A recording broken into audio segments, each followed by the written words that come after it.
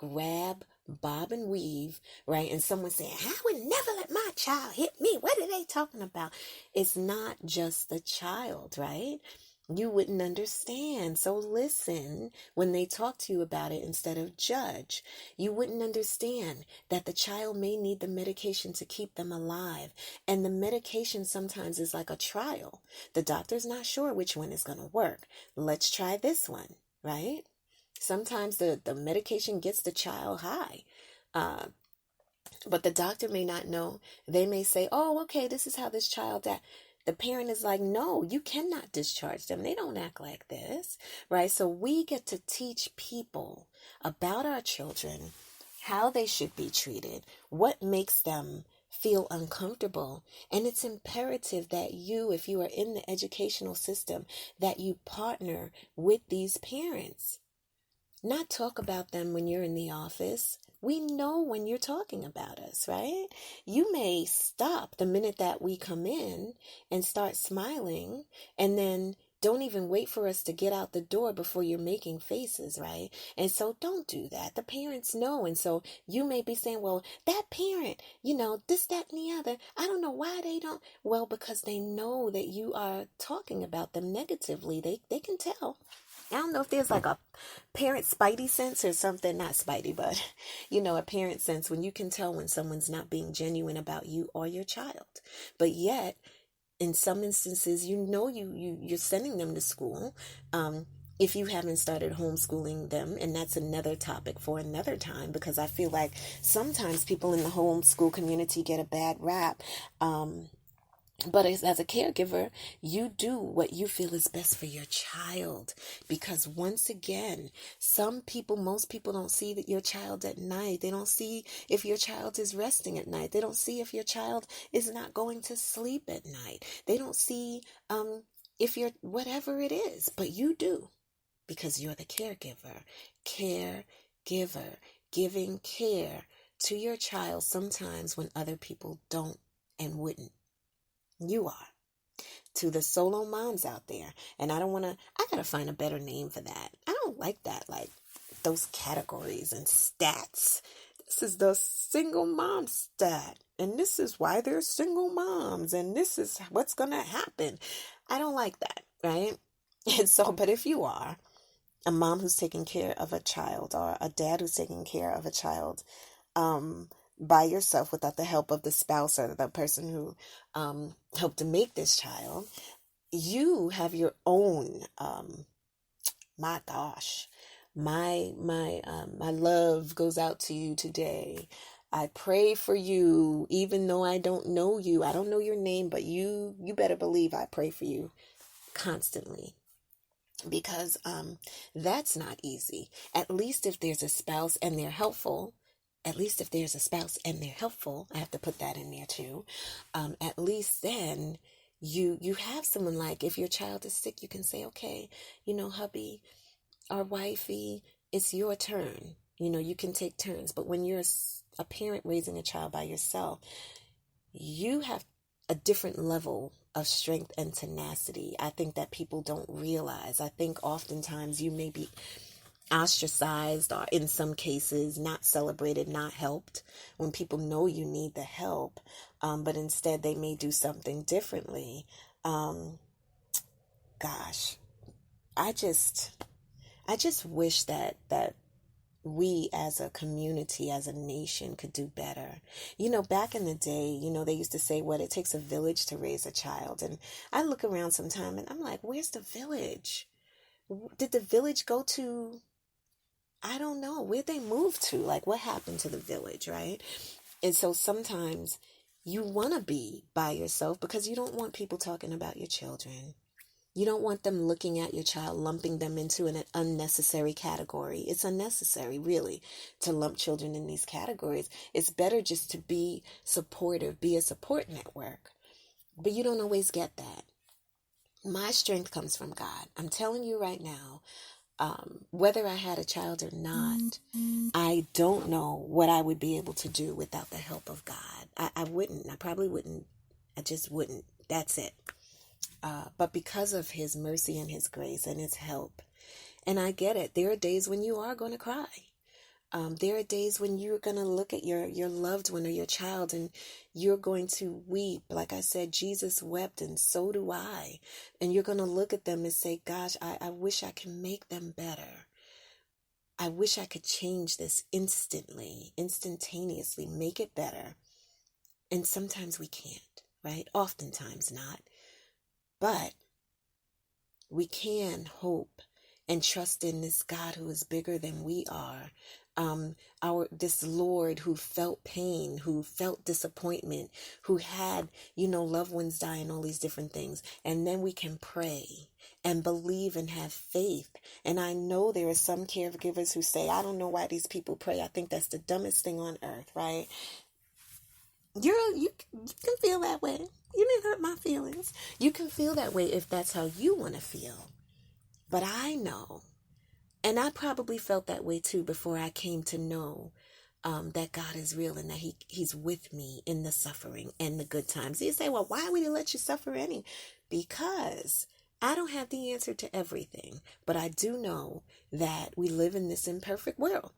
I know that we make choices also to not want to even talk to God, right? Or, I don't want to talk to that guy and all of that. How would you like it if people just looked at you and said, I don't want to talk to you, right? So we don't like that when people do that to us, but yet sometimes we do that to God. And so, that's another story within itself.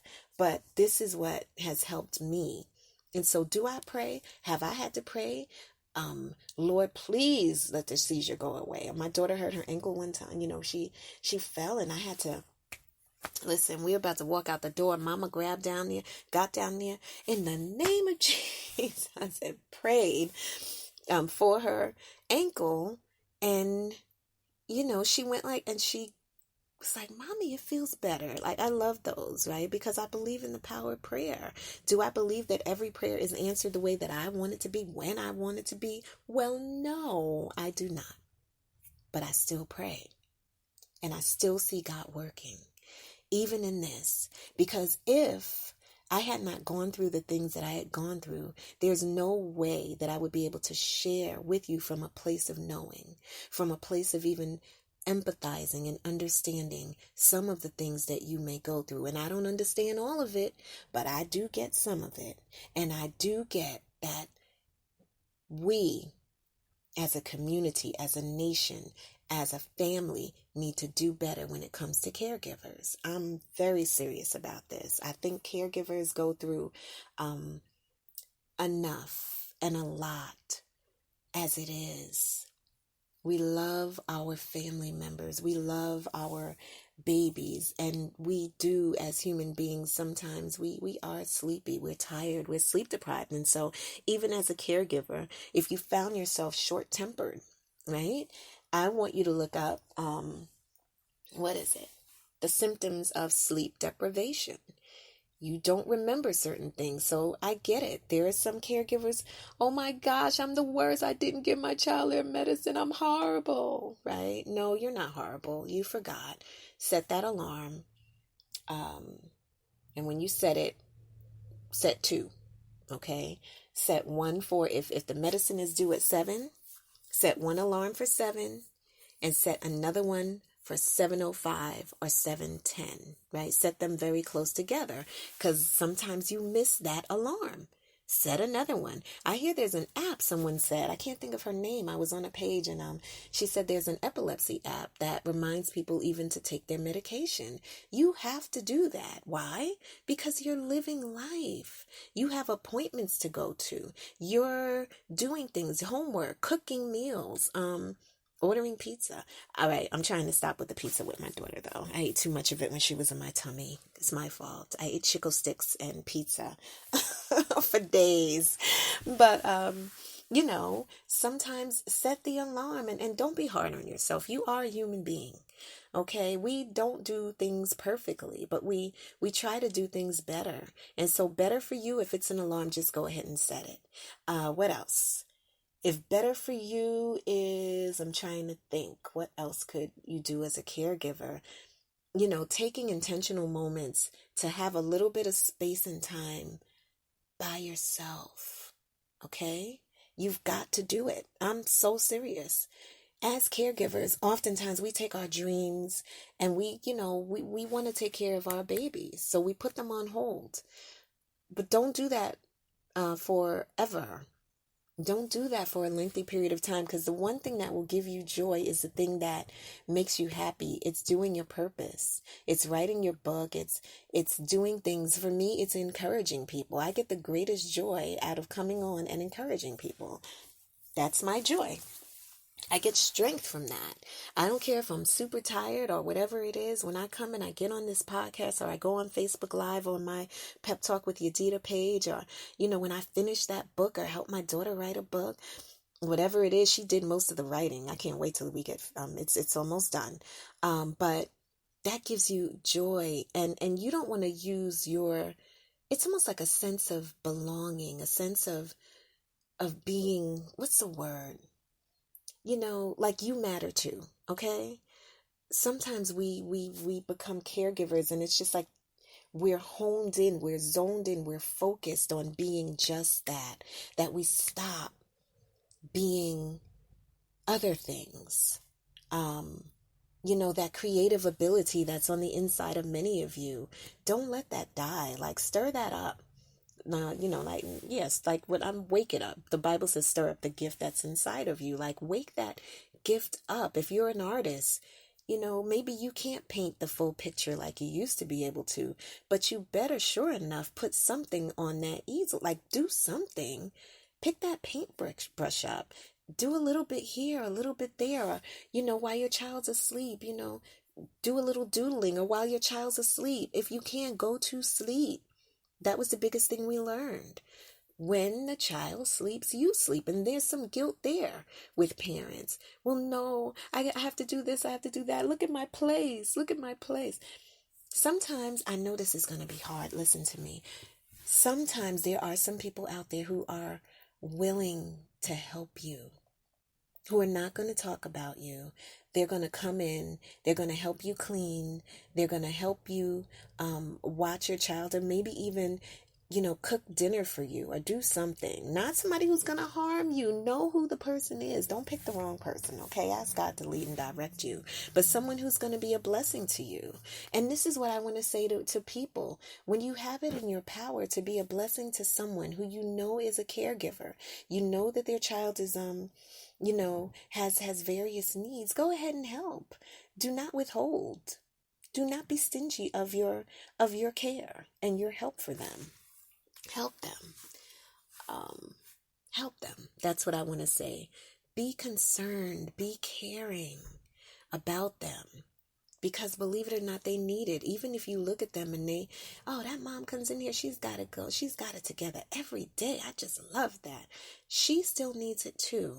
That may just be what she needs to do in order to keep going. She may feel like, if I don't do my hair, if I don't do this, that, and the other, I just don't know. So maybe she's doing that to help her just get through the day, or to help her feel better. That's what I want to say. I'm going to get ready to close. Caregivers, I applaud you. I appreciate you. I pray for you, even though I may not know your name specifically. I pray that God just blesses you and gives you strength that you need, that He encourages you, that you find encouragement in various ways. Sometimes I just put on, or I look up, different people, motivational speakers, or whatever it is, or, I pray for you that you have a community of people who will listen to you. Maybe they're not there now, but I hope that they come. People who are going to love you and help you and support you, not people who are going to talk about how you're doing what you do and why you're doing it this way. And even if they want to offer some advice, that it doesn't come from a mean place, like a know-it-all place, because no one knows it all, especially those who haven't dealt with what you're going through. And so you, caregiver, you may have to stop talking to certain people. I'm being very upfront with you. If you are around people and they're making you feel bad, and you don't know what you're doing with this child, and why don't you put your homeschooling, why don't you put the child back in school, your excuse me, messing up their socialization skills and all of that.